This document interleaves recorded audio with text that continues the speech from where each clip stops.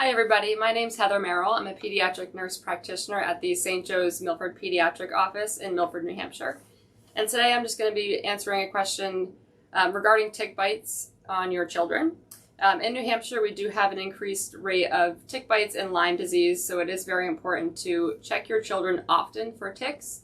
I usually recommend doing it at least once a day, usually at the end of the day.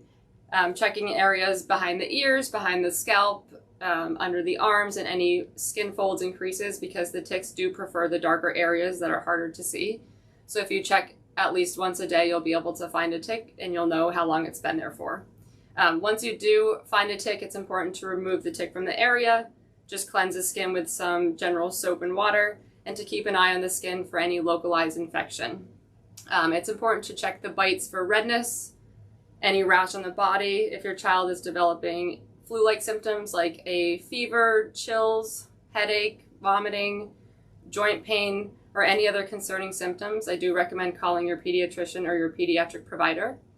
It's also important to check animals that go outside. So if you have dogs in the home that run around the yard and come back in, it's important to check them for ticks, because oftentimes the tick can come off of the dog and end up on your child. So being sure to check everybody within the household will help keep your kids sick from tick bites.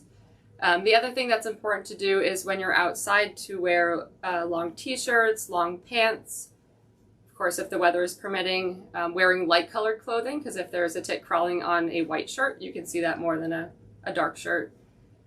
You can use insect repellent. It's also helpful to use something that's maybe a DEET product, as long as it's appropriate for your child's age. And again, just checking for ticks at least once a day is the most important thing to keep your child safe.